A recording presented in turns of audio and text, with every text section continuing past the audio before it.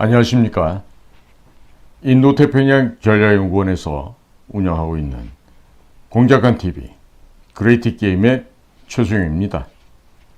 오늘도 저희 방송을 시청하시는 전국 방방곡곡의 국민 여러분, 또한 해외에 계시는 동포 여러분, 한 분 한 분께 감사의 말씀을 전합니다. 오늘 제가 전달할 얘기는 세계보건기구 WHO라는 그런 기구가 있죠. 그곳의 사무총장이 중국이 사실상의 코로나19의 진원지다, 근원지다, 이것을 지금 이야기하고 있습니다. 이 동향에 대해서 좀 말씀을 전해 올리고자 합니다. 우리가 흔히들 중국의 병독이라고 합니다. 중국의 병독. 이것은 결국 중국 우한에서 발생한 중국 우한 병독, 우한 폐렴이 되겠죠. 자, 이 중국 우한 폐렴으로 불리게 됐던 이 코로나, 혹은 또 코로나 또 19라고 또 이름을 지어놨었습니다. 자, 이 코로나가 중국의 호북성 우한시에서 폭발한 지가 벌써 3년이라는 기간이 지났는데, 이로 말미암아 전 세계에서는 수천만 명이 사망을 하였었습니다. 또 이들의 이 코로나 병원균의 근본적인 출처에 대해서도 모두가, 세계가 모두 중국의 우한을 지목하였었습니다마는 중국은 결코 이것을 인정하지 않았었습니다. 자, 이런 가운데 세계보건기구 WHO의 테드로스 사무총장이 4월 6일 기자회견석상에서 중국이 코비드-19, 이 코로나 기원을 설명할 만한 충분히 많은 데이터를 보유하고 있다고 믿는다, 이렇게 언급을 함으로써 관련 정보를 전 세계적으로 공유해 줄 것을 촉구하고 나섰습니다. 이에 주목을 받고 있다고 하는 이런 점입니다. WHO 세계보건기구가 중국이 장악하고 있는 관련 정보를 충분하게 이해하지도 못하고 있는 상황에서 모든 가설을 공개하자는 것이 바로 중국의 자료 협력을 요구하는 이유다라고 부언을 하였고, 만일에 중국이 완전한 정보를 제공한다면 우리는 코비드-19이 어떻게 발생하고 어떻게 유행하게 되었는지를 잘 알게 될 것이라는 주장을 펴고 있습니다. 미국에서 그 바이러스 전문가 중에 한 명인 임효욱이라는 분이 있습니다. 린샤오슈이라고 하는데, 이 린샤오슈이는 세계보건기구가 핵심을 찌르지 못하고 있다라고 비평을 하면서 중국 정부가 2019년도 우한에서 무슨 일이 어떻게 발생하고 있는지 분명히 알면서도 속이고 있는데, 지난 3년간의 모든 국제적인 협력을 거부하였던 그 근본 원인이 바로 중국 정부의 우한 폐렴 발생을 숨기려는 그러한 의도였다라는 것을 다시 한번 비평하고 있는 것이죠. 2019년 12월 최초로 중국 호북성 우한시에서 병균이 발견된 바 있었습니다. 또 많은 사람들이 이 우한의 화남 생선시장에서 이 병독균이 기원하였다는 것에 다들 같이 의심을 하고 회의를 품어왔었습니다.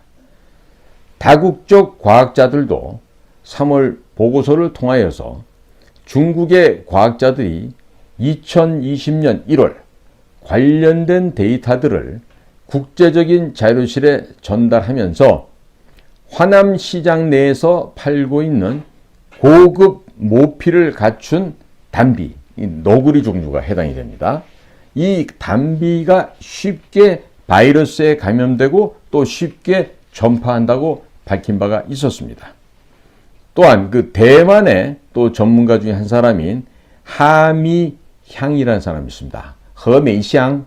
이 허메이샹은 야생동물이 이런 바이러스에 감염되었다고 하는 것이 중간 숙주인 담비가 박쥐에게서 감염이 되고 다시 사람에게 감염되었을 것이라고 하면서 관련된 정보를 봉쇄한 이유가 바로 우리가 알면 안 되는 이유가 이곳에 있다. 이것이 지금 이 대만의 전문가 하미양 씨의 의견이 되겠습니다. 한편 세계보건기구 WHO 전문가인 마리아 반 카크호브는 최근에 공개된 중국 측 바이러스 기원에 대한 자료에서 찾은 그 실마리로서 2019년도 말 이후에 감염된 사람들이 다녔던 곳들을 별도로 조사를 하고 있다고 밝힌 바 있습니다. 또한 대만의 임효욱, 린샤오슈는 코비드-19, 이 코로나 바이러스가 많은 포유동물에 침입하기 때문에 다른 동물로 실험을 하면 일정한 DNA 서열을 찾아낼 수 있다. 이런 주장을 지금 펴고 있고요. 또 미국의 에너지부도 중국의 실험실에서 유출되었다는 견해를 지금 계속해서 주장하고 있으며 또 미국의 연방수사국 FBI의 국장인 크리스토퍼 레이 역시 비슷한 결론을 내린 바가 있었습니다. 또한 며칠 전에도 조 바이든 미국 대통령도 결코 미국은 조사를 포기한 바 없다라고 언급한 바가 있었습니다. 자, 이렇게 볼 때 사실상 3년여 기간 중에서 이 코비드-19으로 전 세계적인 대량의 사망자가 발생하였고 이로 인해서 경제가 침체, 쇠퇴를 한 바 있었습니다. 그럼 이러한 과정 속에서 특히나 중국에서는 공식적인 통계에도 포함되지 않는 많은 이 코로나 사망자가 발생하였는데 일반 백성들은 이 우리 봄, 우리 청명과 한식에는 조상님들은 이제 그 묘소도 방문하고 하죠. 자, 우리가 이 절기를 맞이해서 누가 정말로 이 진짜 이 재난에 이 코비드-19 코로나라고 하는 중국 우한 폐렴의 괴수인지 분명히 밝혀야 할 것으로 믿습니다. 자, 전 세계가 세계보건기구 왜 존재하지? 왜 필요하지? 이런 존재 필요성에 대해서 회의를 품고 있었고 또 이 세계보건기구 WHO에 미국 측이 가장 지원금을 많이 내고 있습니다. 자, 그런데 이제 와서 3년이 지난 지금 와서 WHO의 사무총장은 원래가 대단히 친중화된 사람인데 과연 이자의 이러한 언행을 과연 얼만큼이나 믿어야 할까요?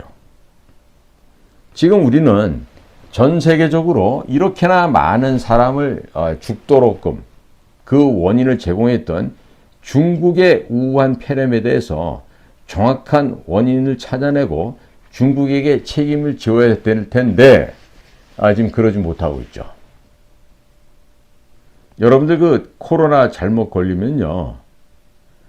몇십 일씩 혼수 상태에 빠질 수가 있습니다. 매우 드문 경우라 하지만 직접 그러한 50일이 넘는 근 2달 가까운 시간을 혼수 상태에 빠졌던 사례도 우리가 주변에서 볼 수가 있었습니다. 또 어떤 교회 목사님께서도 근 30일 정도 혼수 상태에 빠졌다가 이제 극적으로 깨어나시고 했었는데 그러면 이와 같은 중국 우한에서 발생한 중국 폐렴 그러니까 이 이름을 코로나라고 짓는 것도 잘못됐죠. 정확하게 말하면 중국 폐렴이라고 이야기해야 될 텐데 자 이것이 희한하게도 코비드-19, 코비드-19으로 명명이 되면서 전 세계적으로 퍼져나갔습니다. 덕분에 가당치도 않은 그런 그 흰 고무신을 신는 그런 이들이 발생을 하고 그 흰 고무신을 신으면서 이제 또 목숨을 잃는 그런 사례들도 있었죠. 그러니까 지금 우리가 세계보건기구에서 이렇게 뒷북치는 거에 대해 가지고 환호성을 올릴 게 아니고요. 저는 이런 대비를 해야 된다고 생각합니다.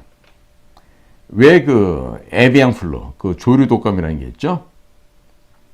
그 조류 독감의 그 병원균이 한동안은 또 퍼지다가 이상하게도 지금 이 코로나가 창궐하는 시기에는 그다지 조류 독감이 창궐하지 않았던 걸로 알고 있어요. 특히나 닭이나 오리를 많이 키우는 그런 농가에서 많은 피해를 보곤 했었는데요. 우리가 회의적으로 국가 안보적인 차원에서는요, 혹시 이러한 병원균, 즉 조류독감균, 혹은 그 구제역균, 혹은 이와 같은 그 코로나균, 이것을 인위적으로 살포하는 그런 것은 없는지 잘 봐야 됩니다. 동시에 우리가 지금 그 학원가에서 벌어졌던 그 지금 퐁당, 그 아이들한테 그 마약을 먹인 음료수 갖고 또 그것을 또 갖고 협박하는 이런 일이 생겨서 잡혔죠. 자, 그럼 그런 것들은 CCTV를 통해서 찾아냅니다. 그런데 왜 전국에 벌어졌던 4월 2일 날 전국적인 방화, 이 방화범들에 대해서는 아직까지 단 한 명도 잡혔다는 얘기가 들려오지 않고 있어요. 왜 그럴까요? 무엇 때문에 대한민국의 경찰과 방범 시스템은 이 대한민국 국가 전역에서 발생한 이 방화범들에 대한 수사를 아직도 제대로 하지 못하고 있는 것일까요? 누구에게 물어봐야 해답이 나올 수 있을까요? 참 국민 모두가 답답한 가운데 이러고 있는데 국민의 혈세로 밥 먹고 있는 경찰, 군, 정보기관은 오늘도 손을 놓고 있는가 봅니다. 오늘도 저희 인도태평양 전략연구원에서 진행 중인 공작관TV 그레이트 게임을 경청해 주셔서 감사를 드립니다. 고맙습니다.